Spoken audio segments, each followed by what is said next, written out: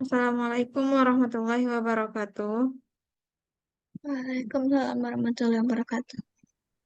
Puji syukur kita ucapkan kepada Allah Subhanahu wa Ta'ala karena telah melimpahkan rahmat dan karunia-Nya sehingga kita dapat melaksanakan perkuliahan via Zoom hari ini. Yang sama-sama kita hormati dosen pembina yaitu Ibu Lili Mulyani MPD. Baiklah, kami dari kelompok 4 yang beranggotakan saya Dewinda Irfan Mayursi sebagai moderator. Selanjutnya rekan saya. Saya Indah Khairunisa dengan NIM 23022133 sebagai pemateri aku. Saya Dea Zahra dengan NIM 23022007 sebagai pemateri 2. Saya Gusmanda Rindayani dengan NIM 23022013 sebagai pemateri 3. Baiklah, pada materi pertama akan dipresentasikan oleh Indah Khairunisa. Kepada Indah Khairunisa dipersilahkan.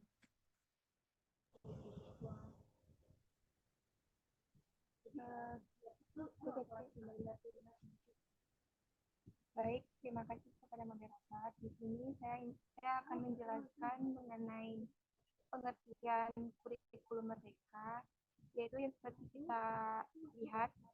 Secara umum, kurikulum Merdeka PAUD merupakan pendekatan kurikulum yang memberikan kebebasan, fleksibilitas, dan otonomi kepada lembaga PAUD untuk merancang kurikulum yang sesuai dengan kebutuhan, konteks, dan karakteristik anak. Kurikulum Merdeka menurut para ahli yang pertama yaitu menurut Dr. Muhammad Abdul Zain, kurikulum Merdeka PAUD adalah pendekatan yang memberikan keleluasan kepada satuan pendidikan untuk mengatur dan mengembangkan kurikulum sesuai kebutuhan, potensi, dan kondisi masyarakat setempat. Sedangkan menurut para ahli yang kedua yaitu menurut Profesor Dr. Kadir Karding, kurikulum Merdeka PAUD adalah kurikulum yang menghargai kebebasan dalam menentukan metode dan penilaian pembelajaran serta memberikan kesempatan pada pendidik untuk mengelola proses pembelajaran secara kreatif dan inovatif. Sedangkan menurut Profesor Dr. Asep Suryadi, kurikulum Merdeka adalah kerangka kurikulum yang memberikan kebebasan pada lembaga pendidikan untuk menyesuaikan kurikulum dengan kebutuhan, potensi, dan karakteristik anak serta kondisi lingkungan sekitar. Jadi, dapat disimpulkan kurikulum Merdeka PAUD adalah pendekatan kurikulum yang memberikan kebebasan dan fleksibilitas kepada lembaga PAUD dalam menyusun kurikulum sesuai dengan karakteristik, kebutuhan, dan kondisi lingkungan mereka. Baik, itu saja yang dapat saya jelaskan. Saya kembalikan kepada moderator.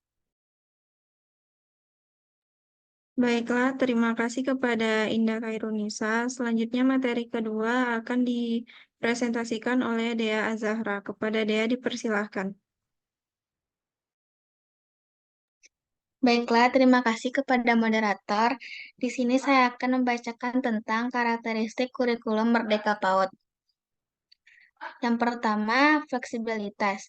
Kurikulum Merdeka PAUD memberikan beberapa kebebasan kepada lembaga PAUD untuk menyesuaikan kurikulum dengan kebutuhan minat dan konteks lokal mereka. Yang kedua, relevansi. Kurikulum Merdeka PAUD memastikan bahwa kurikulum yang disusun relevan dengan kehidupan sehari-harian anak, lingkungan mereka, serta kebutuhan pembelajaran yang spesifik. Yang ketiga, responsif. Pendekatan ini memungkinkan lembaga PAUD untuk merespons perubahan tren dan tantangan dalam masyarakat dan lingkungan mereka secara cepat dan efektif. Yang keempat, inklusif. Kurikulum Merdeka PAUD memperhatikan keberagaman anak-anak dan memastikan bahwa semua anak, termasuk mereka dengan kebutuhan khusus, dan dapat mengakses pendidikan berkualitas. Baiklah, saya kembalikan kepada moderator. Baiklah, terima kasih kepada Dea Zahra. Materi selanjutnya akan dipresentasikan oleh Gusmanda Rindayani. Kepada Gusmanda Rindayani dipersilahkan. Baik, terima kasih moderator. Saya akan menjelaskan selanjutnya yaitu langkah-langkah penyusunan dan pengembangan kurikulum Merdeka PAUD. Langkah-langkah menyusun dan mengembangkan kurikulum Merdeka PAUD yaitu diantaranya adalah 1. Analisis kebutuhan. Analisis kebutuhan, minat dan karakteristik anak-anak serta komunikasi lokal. Yang kedua adalah identifikasi tujuan pembelajaran. Menetapkan tujuan pembelajaran yang sesuai dengan perkembangan anak usia dini dan kebutuhan komunitas. Yang ketiga, pengembangan kurikulum. Merancang kurikulum yang meningkatkan pembelajaran aktif, pengalaman nyata, dan interaksi sosial. Yang keempat, penyusunan bahan pembelajaran. Menciptakan bahan pembelajaran yang bervariasi, menarik, dan sesuai dengan minat anak. Yang kelima yaitu pelibatan stakeholder. Melibatkan orang tua, guru, komunitas lokal, dan pihak terkait lainnya dalam penyusunan dan pengembangan kurikulum. Baik, sekian yang dapat saya sampaikan. Saya kembalikan kepada moderator. Baiklah, terima kasih kepada Gus Manda. Materi selanjutnya akan dipresentasikan oleh saya sendiri, yaitu implementasi kurikulum Merdeka PAUD. Yang pertama, pelatihan dan pendampingan, yaitu melatih guru atau staf PAUD tentang konsep kurikulum Merdeka dan memberikan dukungan serta pendampingan dalam menerapkannya. Yang kedua, pengembangan sumber daya, yaitu menyediakan daya pembelajaran, perangkat evaluasi, dan materi pendukung lainnya sesuai dengan prinsip kurikulum Merdeka PAUD. Yang ketiga, kolaborasi dengan komunitas, yaitu menggalang dukungan dari komunitas lokal, orang tua, dan pihak terkait untuk mendukung implementasi kurikulum Merdeka PAUD. Yang terakhir yaitu evaluasi dan pembaruan. Melakukan evaluasi terhadap implementasi kurikulum Merdeka PAUD secara berkala dan melakukan pembaruan jika diperlukan untuk meningkatkan kualitas pendidikan anak usia dini. Baiklah, sekian materi yang dapat kami presentasikan. Jika ada salah, kami mohon maaf. Assalamualaikum warahmatullahi wabarakatuh.